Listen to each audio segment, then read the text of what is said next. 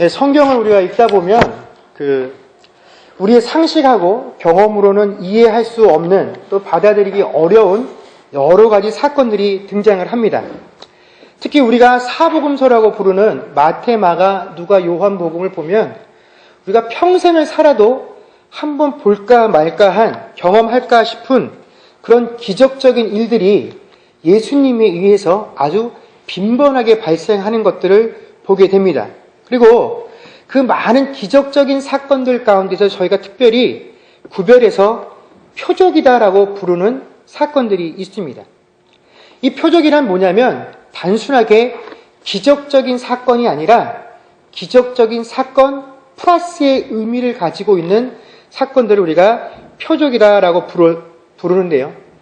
이 표적들을 통해서 예수님께서는 내가 어떠한 사람인지, 내가 어떠한 존재인지를 드러내시고 또 예수님께서 이 땅에서 하시려는 사역이 어떠한 성격을 가지고 있는지를 보여주시기 위해서 행하시는 기적들을 우리가 특별히 표적이다라고 부르고, 오늘 저희가 읽었던 본문은 예수님께서 행하셨던 그 많은 표적들 가운데서도 첫 번째에 해당하는 사건입니다.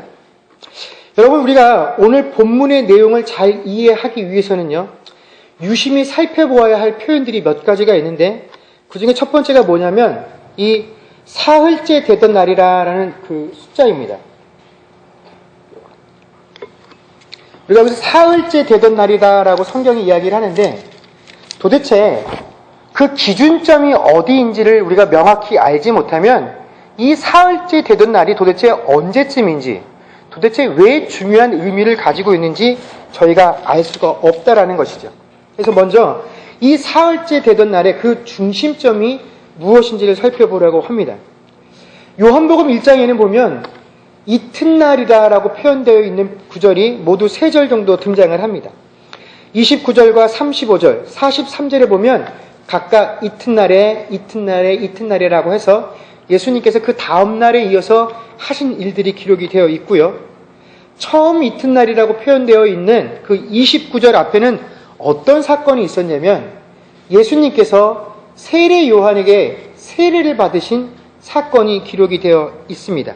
그래서 이 계산법대로 우리가 계산을 해보면 요한복음 2장 1절에 사흘째 되던 날이란 어떤 날이냐면 예수님께서 세례를 받으신 날로부터 7번째 되는 날, 즉 예수님께서 공생의 사역을 시작하신 지 7번째 되는 날이다라는 의미를 가지고 있다라는 것입니다. 그리고 이 7번째 날이라는 의미는요, 하나님께서 구약에서 천지를 창조하신 이후에 7번째 날 뭘 하셨습니까? 안식을 취하셨던 그런 날이다라는 것입니다. 그래서 하나님께서 특별히 구별하여서 그 피조물들에게 거룩함을 허락하신 날이 바로 이 안식일 7번째 날이다라는 것입니다. 저자인 요한이 이토록 세밀하게 날짜를 기록하고 우리에게 보여주는 의미가 무엇이냐면 앞으로 예수님께서 이 땅에 오셔서 행할 그 모든 일들이 바로 하나님께서 천지를 창조하신 일과 버금되어질 정도로 중요한 일이다라는 사실을 보여주기 위해서 이 날짜를 언급한 것입니다. 또한 앞으로 이루어질 모든 일들이 삼위일체 하나님께서 함께 역사하시는 일임을 우리에게 알게 하기 위해서 이 삼일째라는 날을 기록해 준 것이며, 또 예수님께서 이 땅에서 오셔서 해야 하실 모든 사역들의 의미가 바로 이 땅에 있는 모든 피조물들에게 안식을 주시기 위함이다라는 것을 우리에게 강조하기 위해서 이 날짜를 안배해서 우리에게 알려주고 있다라는 것입니다. 그렇기 때문에요, 여러분, 이 사흘째 되던 날, 즉 예수님께서 공생의 사역을 시작하신 지 7번째 되는 날, 바로 이 장소에서 예수님께서 물을 포도주로 변하게 하신 이 사건은 우리가 사람의 부탁으로 시작되어진, 육신의 어머니의 부탁으로 시작되어진 즉흥적인 사건이거나 또는 그 어머니의 간절함을 끝까지 거절하지 못한 착한 아들의 마음에서 이루어진 인위적인 사건이 절대로 아니다라는 것입니다. 이 일은 창세전부터 하나님께서 바로 이날에 이루어지게 하시기 위해서 예비하신 하나님의 계획 안에 들어있는 아주 중요한 사건이다라는 것을 설명하기 위해서 이 요한이 이렇게 사흘째 되던 날이라는 말로부터 시작을 해서 길게 우리에게 설명을 해주고 있다라는 것입니다. 여러분, 우리가 이것을 이해해야 다음에 등장하는 요한복음 2장 4절의 내용들을 잘 이해할 수가 있습니다. 예수님과 그의 제자들이요, 한 혼례잔치에 초대를 받으셔서 그곳에 참석했습니다. 그런데 그곳에는 마침 예수님의 어머님도 함께 계셨습니다. 그래서 즐겁고 흥이 넘쳐야 할 이 잔치에 한 가지 중대한 문제가 생겼는데 뭐냐면 바로 그 잔치라는 곳에 아주 중요한 포도주가 다 떨어지게 된 겁니다. 그러자 예수님의 어머니께서 예수님에게 찾아가셔서 예수님, 이 잔치에 포도주가 다 떨어졌다라고, 이곳에 무슨 어려움이 생겼는지 그 문제에 대해서 예수님에게 이야기를 했습니다.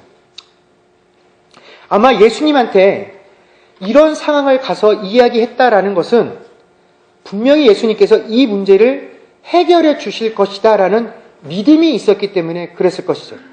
그렇지 않다면 이런 이야기를 예수님께 가서 할 필요가 없습니다. 왜냐하면 이 연회를 주관하는 것은 예수님에게 속한 일이 아니라 연회장 혹은 신랑 신부의 가족들이 해결할 문제지 예수님이 해결하실 문제가 아니기 때문에 그렇다라는 것입니다. 그럼에도 불구하고 예수님께 이 이야기를 했다라는 것은 내가 이야기하면 예수님께서 분명히 이 상황을 타개해 줄 것이다라는 그런 믿음이 있었기 때문입니다. 그런데 바로 그 다음이 문제입니다. 자식에게 부탁을 받은 이 예수님께서 우리가 생각할 때 참 매정하다 싶을 정도로 아주 차갑게 그 어머니의 부탁을 거절하기 때문에 그렇다라는 거죠.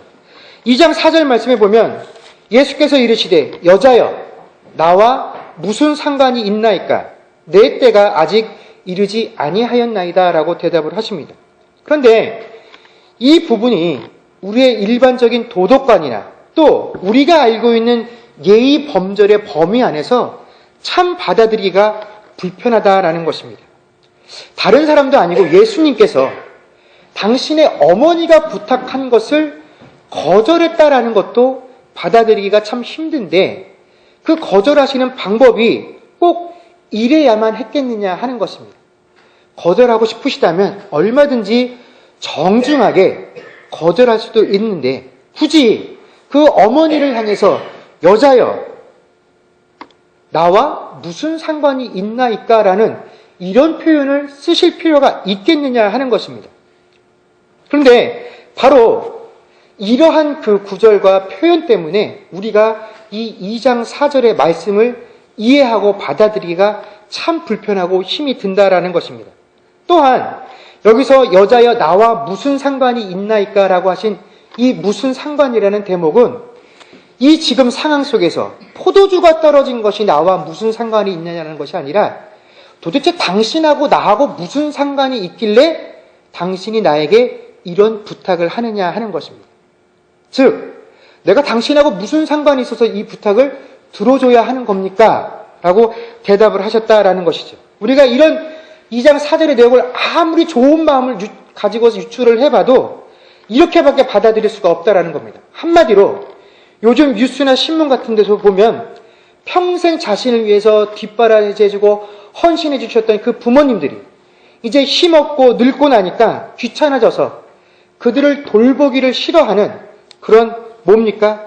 흔한 페류나와 같은 모습들을 바로 이 예수님의 대답 속에서 발견하기 때문에 우리가 이 내용을 참 받아들이기 어렵다라는 것입니다. 또 우리를 다시 한번 어리둥절하게 만드는 건 뭐냐면 예수님께서 이렇게 정색을 하면서 당신하고 나하고 무슨 상관이 있냐라고 말씀하셨음에도 불구하고 나중에는 결국 어떻게 하셨습니까? 물을 포도주로 변하게 하는, 그래서 결국은 이 어머니가 말했던 대로 해주신 것 같이 되었다라는 이 상황이 또 한 번 우리를 힘들게 한다라는 것입니다. 아니 기왕지사 해주실 거 처음부터 기분 좋게 해주실 것이지 왜 여러 사람 마음 불편하게 하시고 결국엔 들어주셨느냐. 그러나 우리가 생각하고 있는 그런 이유나 우리가 생각하고 있는 그런 원인 때문이 결코 아니다라는 것을 우리가 이 구절을 통해서 알아야만 합니다. 그런데 왜 예수님께서 그럼 결국 이렇게 대답을 해주셨느냐? 그 이유가 바로 그 다음 구절에 등장을 합니다. 예수님께서 내가 이렇게 말하는 이유, 내가 이렇게 대하는 이유가 뭐냐면 바로 뭐라고요? 내 때가 아직 이르지 아니하였나이다 라고 대답을 하셨다라는 것입니다. 그렇다면 예수님께서 언급하신 내 때라는 것이 도대체 무엇을 의미할까요?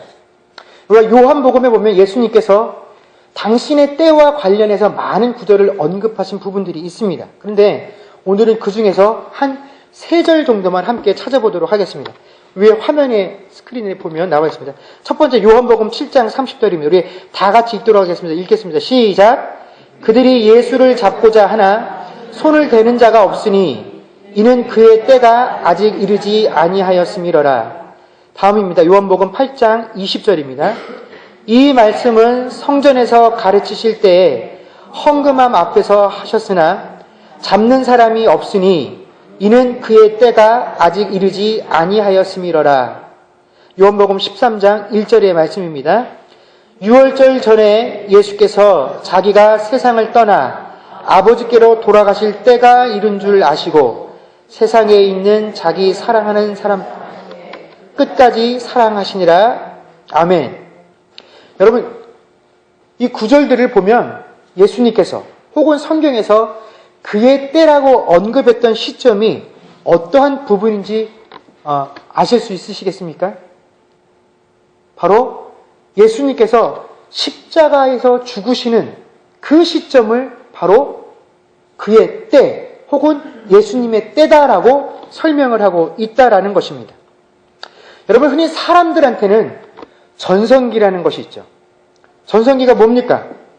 내가 일생을 살면서 가장 왕성하게 활동을 하고 또 내가 존재하는 것들이 다른 사람들에게 그 가치를 인정받고 내 스스로도 내 삶의 모습에 대해서 자부심을 느끼게 되는 그 순간이 바로 내 인생의 전성기입니다.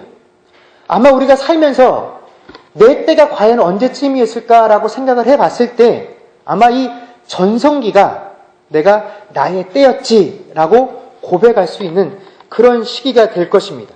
그래서 한번 그 어른들이 말씀하시는 것들을 쭉 살펴서 들여다보면 무슨 얘기 자주 하십니까? 그 내가 젊었을 때 소시적에 어떤 일들을 무슨 일들을 하셨는지 이야기하죠. 그 얘기들을 곰곰이 들여다보면 어떤 공통점이 있습니까? 거의 슈퍼맨에 가깝죠. 어떤 어려움이 닥쳐도 그것을 해결할 수 있는 그 자신감이 있었고 또 그것을 해결할 만한 능력이 있었던 그런 시기였다라는 것을 우리가 발견하게 된다라는 것입니다. 그런데 결국 나의 때라는 것은 뭡니까?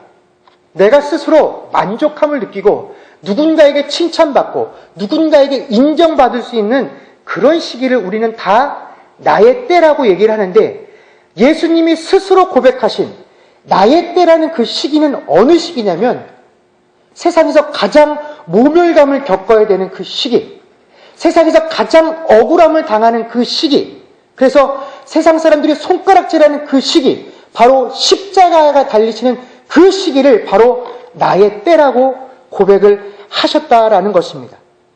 세상 사람들은 다 피하고만 싶은 그 자리이지만 바로 그 자리가 하나님께 순종하는 자리이기 때문에 그 순간, 그 시기를 바로 나의 때라고 인식하시면서 예수님께서는 모든 것들을 행하셨다라는 것입니다. 바로 여기에 예수님의 모친과 예수님 사이에서는 절대로 같이 할 수 없는 차이점이 드러나게 된다라는 것입니다. 그 예수님의 모친은요, 지금 이 곤란한 상황을 바라보고 이 시기에 빠진 순간을 바라보면서 무엇을 생각했냐면, 그래, 지금 이 순간이야말로 예수님께서 등장하실 시간이야. 모든 사람들이 낙심하고 절망하는 이때 예수님께서 전면에 나서셔서 그분의 능력을 가지고 이 문제를 해결해 주신다라고 한다면 누구라도 다 예수님을 환영하게 될 것이야. 누구라도 다 예수님에 대해서 좋은 관점을 가지고 그분을 바라보시게 될 것이야. 지금이야말로 예수님이 역사에 등장하실 때야. 라는 관점에서 예수님에게 이런 부탁을 했다라는 것이지요. 그러나 예수님께서는 이 상황을 바라보시면서 그의 모친과는 전혀 다른 계획을 가지고 계셨다라는 것입니다. 예수님께서는 분명히 이 상황 가운데 개입을 하셨습니다. 그러나 예수님께서 이 상황 가운데 개입하신 목적은요, 그들에게 잔치 가운데 포도주가 다 떨어졌기 때문에 그 포도주를 채워주기 위해서 이 상황 가운데 개입하신 것이 절대로 아니다라는 것입니다. 예수님께서는요, 사람들에게 나는 너희들의 문제를 해결해 주기 위해서 이 땅에 온 존재라는 그런 인식을 주기 싫어하셨습니다. 왜냐하면 예수님께서는 이 땅에 병든 자를 고치시고 죽은 자를 살리시고 우리들이 겪고 있는 이 어려운 상황 하나하나에 간섭하셔서 그 문제를 해결해 주시기 위해서 이 땅에 오신 분이 아니라 모든 인류 가운데 무엇을 주시기 위해서요? 그들에게 영생을 주시기 위해서 대속의 제물로 오신 분이시다라는 사실을 알려주시기 원했기 때문에 지금 이 순간에 우리들의 삶 속에 간섭하실 때조차에도 하나님이 우리의 문제를 해결해 주시는 그런 해결사로 등장하기를 절대로 원하시지 않는다라는 것입니다.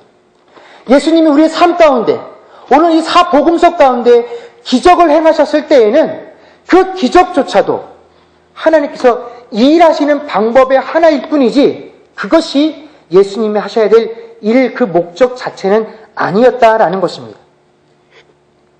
여러분, 그렇기 때문에 물이 변해서 포도주가 되는 이 사건은요, 결국 착하고 능력 있는 이 아들에 의해서 이루어진 사건, 또 그 어머니의 부탁을 들어준 이야기가 아니라 오히려 철저하게 예수님께서 앞으로 행하실 일, 그 일에 내 육신의 모친과 이 일은 아무런 관련이 없다는 것을 세상 모든 사람들에게 보여주시기 위해서, 심지어 그 모친조차도 그런 오해를 하지 못하게 하시기 위해서 뭐라고 표현하신 겁니까? 여자여, 나와 무슨 상관이 있나이까라고 고백을 하셨다라는 것입니다. 여러분, 이것이 우리에게 두 가지 사실을 이야기해 줍니다. 첫 번째는요, 우리가 성당에서 이렇게 가르친다라고 하더라고요. 마리아한테 기도를 하는 이유가 뭐냐?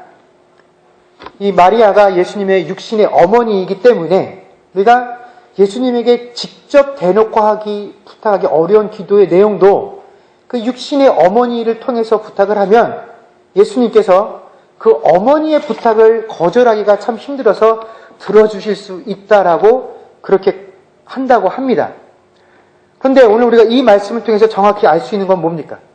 예수님은 절대로 육신의 부모라는 그 관계 속에 얽매이시는 분이 아니다라는 사실입니다.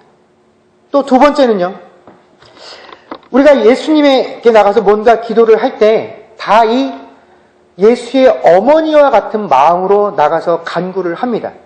뭡니까? 우리는 예수님에게 이미 충분한 능력이 있다는 사실을 알고 나아갑니다. 또 내가 그분에게 기도하면 그분이 들어주실 수밖에 없는 관계들을 이미 가지고 있는 존재들입니다. 자, 하나님을 우리가 아바 아버지라고 부르고 우리는 그분의 자녀라는 그런 관계 속에 나가서 기도를 한다라는 것이죠. 그러나 이러한 관계가 혹은 우리의 믿음의 열심들이 결코 예수님이 행하실 일에 어떠한 영향도 끼칠 수 없다라는 사실입니다. 이것이 무엇을 얘기하냐면 우리가 같이 신자들이라고 할지라도 심각한 질병이나 또 아주 어려운 상황 가운데서 함께 기도들을 합니다. 그런데 어떤 이들은 기도했더니 나았다라고 고백을 하는 사람이 있는가 하면 이보다 더 많은 사람들은 나도 역시 그 문제를 가지고 기도했는데 내 가족은 병 고침을 얻지 못해서, 또 어떤 사람은 기도할 때마다 기도하는데 원하는 대로 응답을 받았다라고 하는데 그보다 더 많은 사람들이 내가 원하는 방법으로 기도 응답을 받지 못했다라고 이야기들을 합니다. 그런데 결코 그것이 하나님과 나와의 관계가 정립되지 않았기 때문도 아니고, 또 내가 예수님의 능력을 제대로 믿지 않았기 때문도 아니다라는 사실을 우리가 알아야만 합니다. 우리가 내 힘으로 어쩔 수 없는 상황 가운데서 우리는 다 이 육신의 어머니였던 마리아와 같은 마음으로 하나님께 호소를 하지만, 그러나 그때 우리에게 돌아오는 예수님의 대답은 이와 같다라는 것입니다. 네가 나와 무슨 상관이 있느냐 하는 것입니다. 우리가 예수님께서 나와 함께 동행하신다라고 말을 할 때, 우리가 과연 예수님은 오직 하나님께서 원하시는 그 때가 무엇인가, 그래서 그 하나님의 계획 안에서 나의 때가 언제인가를 생각하시면서 예수님은 발걸음을 옮기실 때에 과연 나는 그 예수님의 때 가운데 얼마나 나의 때를 함께하고 있느냐 하는 문제라는 것입니다. 내가 하나님 앞에 기도할 때 하나님 지금이 나의 때입니다 라고 고백하는 그 때가 과연 얼마나 예수님께서 생각하시고 있는 그 때에 근접하고 내 마음속에 그 예수님의 때를 품고 살아가고 있느냐 하는 것입니다. 여러분, 우리는 예수님을 잘 안다라고 생각들을 합니다. 우리는 하나님을 잘 안다라고 생각들을 합니다. 그러나 우리가 알고 있는 예수님은, 내가 알고 있는 하나님은 그분의 능력에서 끝일 때가 많이 있다라는 것입니다. 하나님은, 예수님은 이런 능력이 계신 분이야. 그렇기 때문에 내가 그 능력을 의지하고 나가면 그분은 들어주실 것이야. 그러나 우리가 그분에 대해서 정말 잘 안다라고 이야기하려면 그분의 능력에서 멈추는 것이 아니라 그분의 때가 무엇인지를, 그분의 계획이 무엇인지 우리가 관심들을 가지고 그분의 때와 그분의 계획 가운데 한차 같이 동참할 수 있어야 한다라는 것입니다. 오늘 본문에 보면 그 예수님의 모친은 끝까지 예수님이 하신 말씀의 의미를 깨닫지 못합니다. 그러나 그녀가 예수님께서 그에게 해주신 말씀을 이해했든지 이해하지 못했든지와 상관없이 오늘 그녀는 그녀의 입술을 통해서 중요한 신앙 원리를 드러내는 도구로 사용이 됩니다. 그것이 뭐냐면 무슨 말씀을 하시든지 그대로 하라라는 것입니다. 이 마리아의 고백 속에는 어떤 의미가 포함이 되어 있습니까? 자, 지금부터 예수님께서 너희에게 하실 말씀들은 지금까지 너희가 들어서 알고 있었던 모든 그 시대가 품고 있었던 상식과 이해를 넘어서는 것들이 될 것이다. 그러니 의아해하지 말고 그 예수님의 요구와 말씀 속에 순종을 하라라는 것입니다.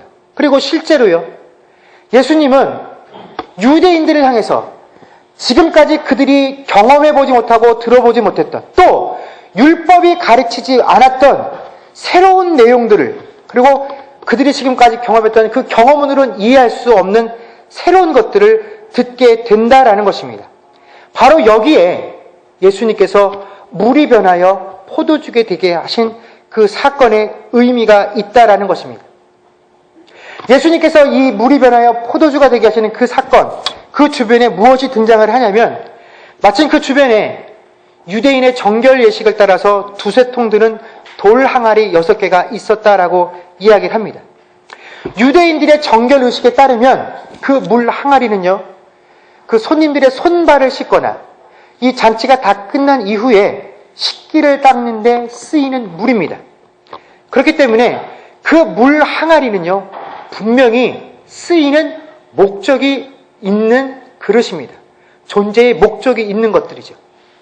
그리고 이것은 그들의 정결 예식에 따라 정해진 규칙입니다. 그런데 오늘 그 정해진 규칙들이, 이미 충분한 의미와 목적이 존재하는 도구들이 예수님의 손길과 예수님의 말씀을 통하니까 어떻게 됩니까? 지금까지 쓰였던 것과는 전혀 다른 존재로 사용이 되어지게 되더라라는 것입니다. 이전에 이 물 항아리는 고작 물을 담가지고 손발을 씻고 식기를 씻어내는 그 역할을 했었다라고 한다면, 오늘 예수님의 말씀과 예수님의 손길을 다니까 지금까지 규정해 주었던 것과는 전혀 다른 일을 감당하는 그런 도구가 되어지더라라는 것입니다. 지금까지 그들이 가치를 매겼던 것들보다 훨씬 더 가치 있는 의미를 가지는 그런 도구가 되어지게 되더라라는 것입니다. 단순히 사람이 먹을 수 있는 물이 되는 것들 정도뿐만이 아니라 잔치를 빛낼 수 있는 그런 포도주로 변하는 그런 역사가 이루어지게 되었다라는 것이죠. 그리고 특별히 포도주가 되어지는 이 역사는 바로 이 포도주라는 것이 가지고 있는 깊은 의미 때문에 그렇다라는 것입니다. 여러분, 포도주라는 것은요, 구약에서 보면 종말론적인 약속을 대표하는 그 약속의 언어 중에 하나고요. 신약에서 보면은 메시아가 오셔서 새로운 시대를 열어줄 것을 암시하는 단어가 이 포도주입니다. 그래서 마가복음 2장 22절에 보면 새 포도주를 낡은 가죽 부대에 넣는 자가 없나니 만일 그렇게 하면 새 포도주가 부대를 터뜨려 포도주와 부대를 버리게 되리라. 오직 새 포도주는 새 부대에 넣느니라 하시니라 라고 되어 있다라는 것입니다. 바로 이러한 의미들이 가지고 있었기 때문에 예수님께서 처음 표적을 보이시고 기적을 행하신 장소도 바로 이곳이었고 처음 행하신 기적의 내용이 바로 포도주였던 것입니다. 이렇게 세상의 모든 사람들이 간섭할 수 있는 그 모든 것들을 배제하신 이후에 드디어 예수님께서는 8절에서 이렇게 명령하시죠. 이제는 떠서 연회장에 갖다 주라라고 말씀하십니다. 바로 그 이제는이 바로 예수님께서 말씀하시는 나의 때라는 것입니다. 우리가 그냥 사람의 눈으로 봤을 땐 모든 것이 우연이고 내가 기도하고 내가 열심히 해서 된 것 같지만 결코 그런 것이 아니다라는 것입니다. 이 모든 것들은 다 하나님의 계획과 섭리 안에 들어있는 것이고 이 모든 것들을 들어주는 순서와 시기와 방법은 다 뭐라고요? 바로 이 하나님의 계획을 따라서 예수님께서 나의 때에 감당하실 일이고 이 일들은 십자가를 향해서 달려가는 그 계획 안에 들어있는 일들이다라는 것입니다. 결국 이 첫 표적을 통해서 예수님께서는 영광을 받으셨고 그 제자들이 예수님을 믿게 되었다라고 성경이 이야기를 하고 있습니다. 여러분, 우리는 예수님과 어떠한 관계를 갖고 있습니까? 우리는 분명히 다 예수님과의 관계를 자신합니다. 우리는 다 이 육신의 모친이었던 마리아와 같은 관계를 예수님과 꿈꾸고 있습니다.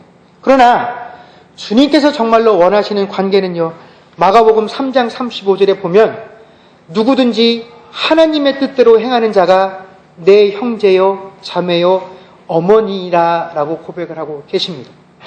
바로 이런 자들을 예수님께서 나의 참 가족이다 라고 칭하신다라는 것입니다.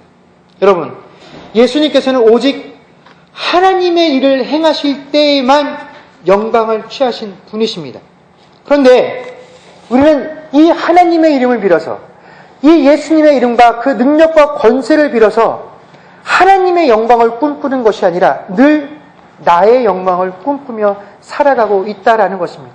그러나 이러한 일 속에서는 어떠한 관계도 존재하지 않는다라는 사실을 알아야 합니다. 우리가 이러한 관계를 꿈꾸며 예수님 앞에 나아갈 때 우리 앞에 돌아오는 예수님의 대답은 도대체 내가 너와 무슨 상관이 있느냐 하는 것입니다. 여러분, 이 시간 우리의 삶을 우리가 다시 한번 비춰볼 수 있기를 소망합니다. 지금 내가 이 마음과 이 중심을 가지고 주님 앞에 섰을 때 과연 혹시 나를 향해서도 주께서 도대체 너와 나가 무슨 상관이 있느냐, 그런 되물음이 돌아오는 그런 삶이 되지 아니하는 저와 여러분들이 될 수 있기를 주의 이름으로 간절히 축원합니다. 예수님께서 꿈꾸셨던 그 나의 때를 함께 꿈꾸며 내 삶 속에 그 예수의 때를 함께 심어 나갈 수 있는 저와 여러분과 주님의 교회가 될 수 있기를 주의 이름으로 간절히 축원합니다. 기도하겠습니다.